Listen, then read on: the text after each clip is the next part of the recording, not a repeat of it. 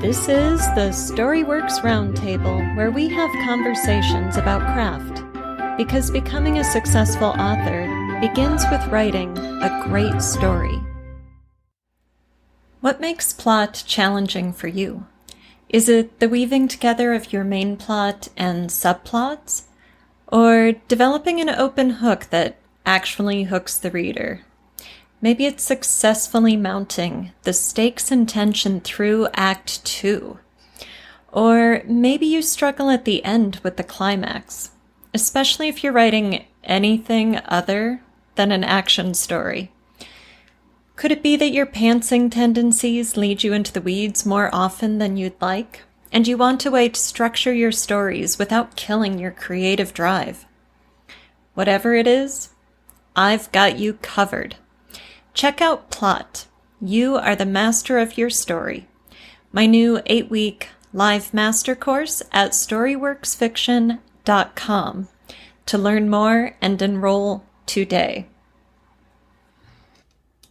Hello and welcome to this week's Storyworks Roundtable. Today, Robert, Kathryn, and I are talking about plot. This episode is kind of in honor of the plot course I'm developing. I am trying to get as much plot material out there to everybody as possible to celebrate plot. So with that in mind, plot, super easy to define. It is what happens. It's the series of events over the course of your story. And yet it's not always so easy to execute. So do either of you have plot problems you've encountered or plot questions to start us off? I sometimes have.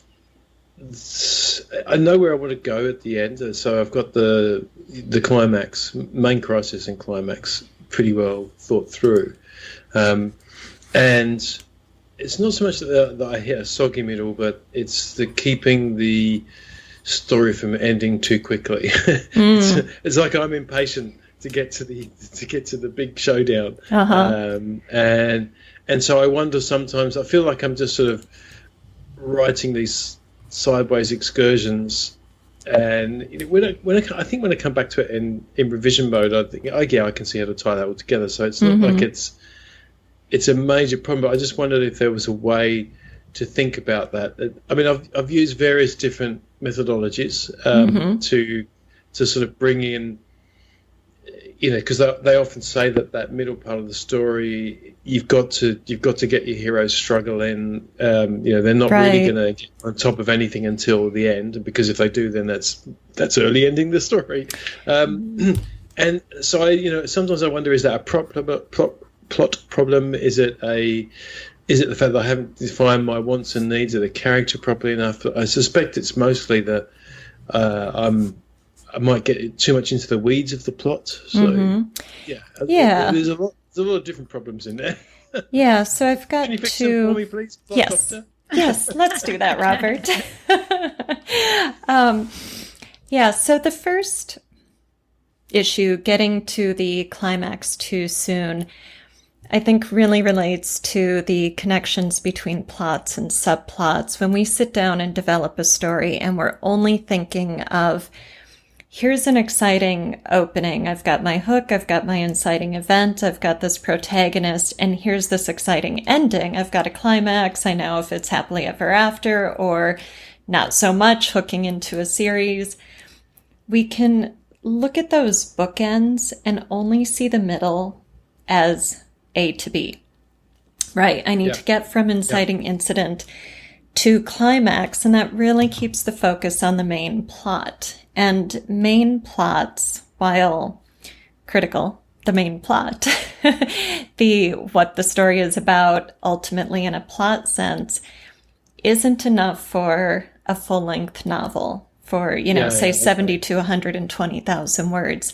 Yep. What we need to do is enrich that main plot by really layering in the subplots, and that comes through developing the protagonist and giving the protagonist relationships with supporting characters. Those relationships develop the subplot areas that we're going to work with and the thematic content that give us directions the protagonist can travel in that do not feel tangential, because we've woven our supporting characters into the protagonist's life sufficiently so they don't feel like they're beside the main plot. They feel like they're part of the main plot. And when we take that main plot thread and we weave in the subplot threads, it expands the whole thing and it broadens it as well. So then we're really fleshing out our narrative from inciting incident to climax in a way that makes the journey worth taking, right? So we aren't just kind of going from event to event, stepping stone to stepping stone between those two elements, right? Yeah, this happened, then that happened, then this happened, then that happened type of thing, but make it more interesting. And how do you then keep that subplot from either A, taking over, or B, seeming irrelevant to the reader, to the main story? I mean, and quite clearly they can be quite different. I mean, we've all read action stories where the subplot is a love story, so it can be done. But I'm wondering, if there's sort of ways that you tend to look at that as an editor. Right. So as far as not letting a subplot take over, it's about integration. You need your subplot to be integrated into your main plot. So if you've got an action story with a love story subplot, a romantic subplot, then how is that romantic partner going to factor into your protagonist's life in such a way that it affects the main plot? Maybe that romantic partner becomes a focus of the villain, comes into danger and needs rescue. Or maybe the hero's focus on work, on the main plot, endangers the relationship, and the partner is thinking about leaving, or gets lonely and turns to some kind of addictive behavior, or someone outside of the relationship or something. And so you create a situation where the hero has a push-pull effect. I'm driven to pursue my main plot. I must do that. But this other part of me needs to also pursue, protect, hang on to this other part of my life. And when you weave those together, we relate to it because we all have push-pull. We all have multiple roles and multiple values in our life. And, sometimes the protagonist has to let something go or fails because of the thing she won't let go, right? So there are ways to make the events of the subplot affect the main plot. I call it complicating relationships. So we don't want to say the romantic partner is bad for the hero. The romantic partner is great. Love the romantic partner, want the romantic partner, but our main plot just got harder. It got stickier because of the romantic partner's involvement in the story. Right. So it's the taking over piece is about integrating the two, or, 3 or 4 storylines. And then the irrelevance piece, if you develop a protagonist who is real, whom your readers love and identify with, then we're going to care about what your protagonist cares about. Right? So if the romantic partner is just sitting on a shelf while the hero pursues the villain, nobody's going to care about that partner or that relationship. So make a hero who is emotionally invested in those subplot elements and relationships. And then they're always going to be relevant. Right, okay, yeah. So I'm starting to see the sort of directorial hand coming in here, where instead of making it sort of an accidental subplot that is, the old story of, walking down the road and then something happens, it's too convenient. Exactly. Stories like that. So to try and get away from the convenience aspect of it, make it believable by having your 3-dimensional character have other wants and needs that aren't necessarily connected to their main goal, but can either A, distract them or work oppositionally in some degree of strength. But it has to be something that the main character cares about. So I like that. That's smart. Yeah, and those subplots and supporting characters can be positives or negatives in your protagonist's life. So you might have, say, a parent, somebody the protagonist can't easily get out of his life, can't just divorce himself from or walk away from, right? But that parent might be a thorn in his side, might be overly critical, might be a burden, might be whatever. So, or it might be a boss, it might be whatever that glue is that holds your protagonist in that relationship, whether positive or negative, it's going to affect the main plot and the character's journey from inciting incident to climax, right? So don't just think of supporting characters as positives and villains as bads. They can be positive or negative. It's forces. They're forces. They're not people. Yeah. Yeah, forces of influence. Definitely. Yes, and complications in terms of time and resources. So if you need to leave town to pursue your main plot's path, but your parent is in a memory care nursing home facility, right? Yep. You might have guilt about leaving town. You might be worried about your parents' safety. You might be think of the tax that these relationships put upon your protagonist's resources.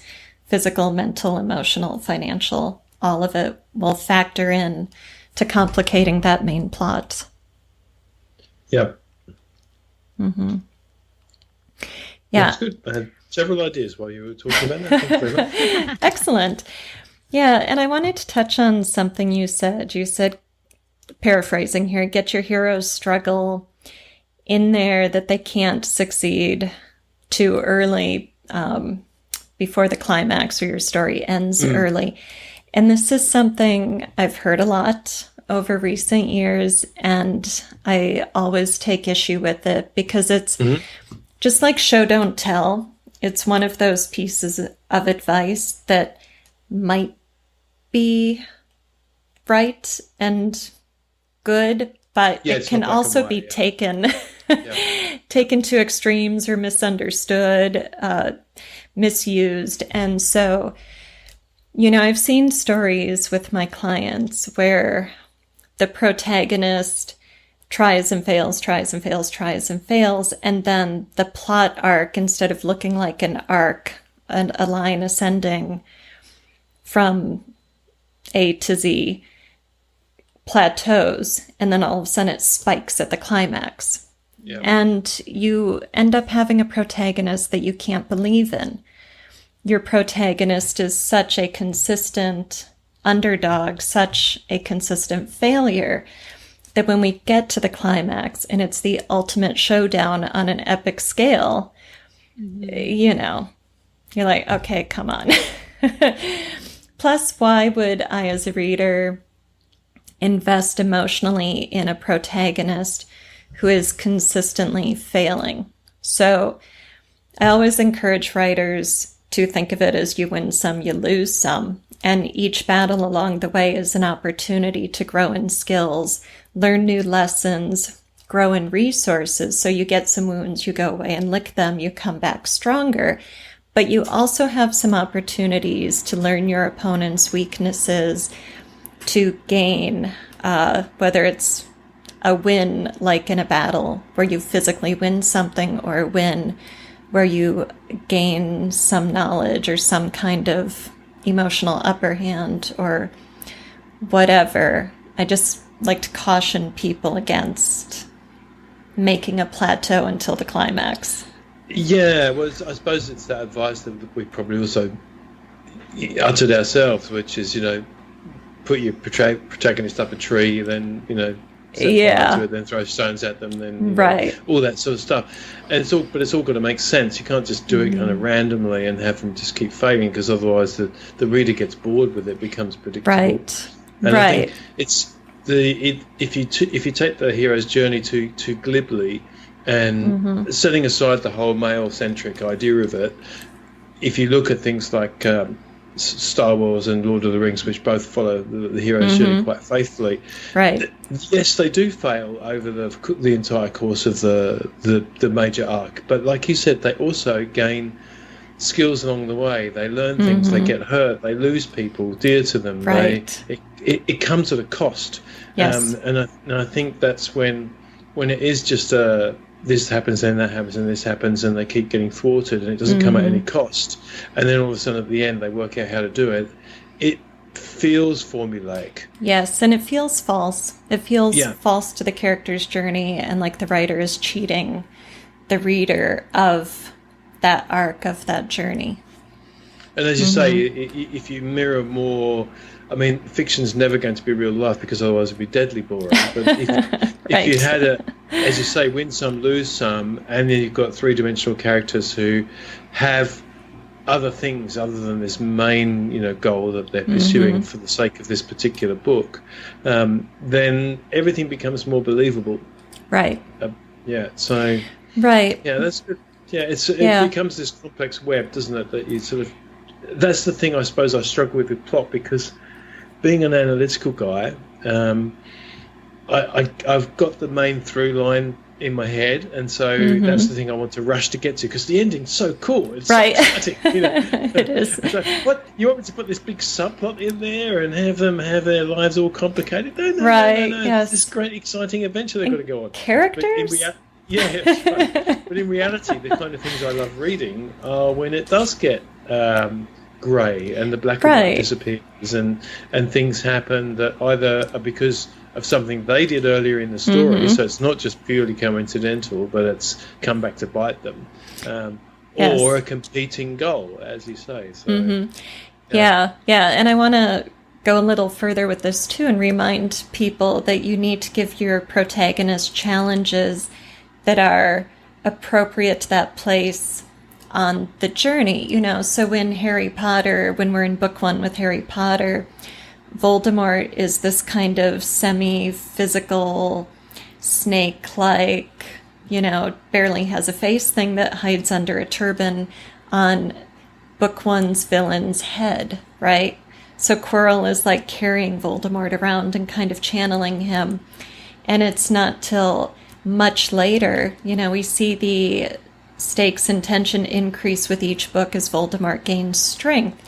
And, it's been a while since I've read the series, years, but I think 6 is where Harry kind of faces off with Voldemort, and 7 is the actual war where, we hit the epic scale there. And in, Star Wars, Luke doesn't face off with Darth Vader until later, until he has matured enough to handle it, and he loses a hand, right? And then we have to go further through the arc to get to the final epic protagonist-antagonist face-off. So when you set out to create a plot and you go, okay, I've got my protagonist, I've got my antagonist, go! You don't necessarily get to put them together until the end of that arc. So how bad is your bad guy? How much power does this villain have, and what kind of influence does the villain have over the hero's life? It might be something that power might have to filter down through other channels so that your protagonist can have appropriate conflicts as he or she advances along that arc and reaches a skill level that will allow him or her to face off with the big bad, right? Yeah, and I'll shut up in a minute so Kathryn can speak. I got one more thing, and again, it's apologies for all the boy action stuff. There are people out there who don't like the Marvel universe, but I'm not one of them. I love it. And if you go back and watch how they pieced together all the various arcs and movies so that they could bring it all together in the more recent, in Endgame, and appropriately named Endgame. You've got a villain there who's hinted at, appears strongly in some, hinted at in others. It's quite deftly weaved together, yet each movie is a well-told standalone movie. You don't need to watch the rest. They're very clever at, with their little end credit snippets and things to try and draw you into the next and leave the loops open. But having gone back and rewatched them from the point of view of being curious about the story, and you see the things that you missed, but they left in there as little, not Easter eggs, they're not particularly hidden, but they're buried in some of the action in there. Oh, right, he was doing that thing there. Oh, that makes sense. So you don't necessarily pay attention to it consciously at the time, but when the big finale comes down, it makes sense three-dimensionally because you've been exposed to all those little things. Yes. So even though there are certainly, majorly discussed plot flaws in the final part where, you sort of think, well, hang on a minute, they made this particular superhero out to be so big and bad they could have just flicked Thanos off with their little finger, and they didn't. Why didn't they do that? So there are some things in there that are annoying, but you forgive them because of the way they've woven everything together. And I guess that's a great example of how the standalone major plot arcs of those particular heroes end up being subplots of the major arc across, multiple movies. So it's crafted storytelling.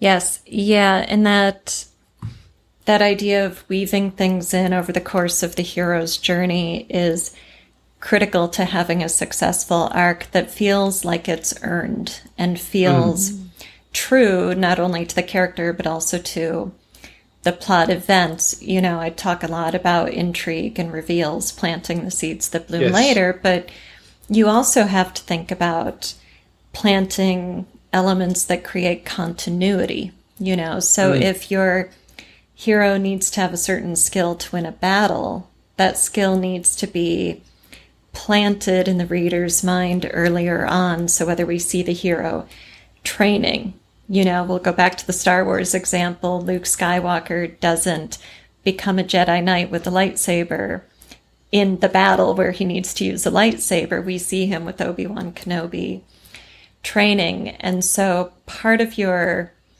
arc development, and sometimes a lot of this can come in revision after you see what your hero's journey looks like, is doing a check on continuity. Is everything I need to happen developing and not just plopping in at the right time?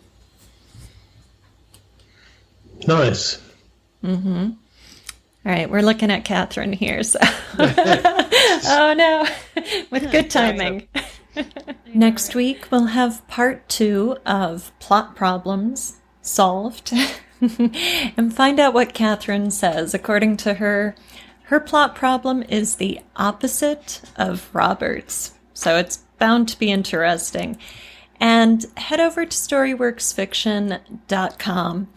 Get all the details on Plot, You Are the Master of Your Story, my new Plot Masterclass 8-week live session. It's going to be great. I cannot wait to see you in the classroom. Thank you for listening to the StoryWorks Roundtable. Find all our shows, show notes, and videos at StoryWorksPodcast.com.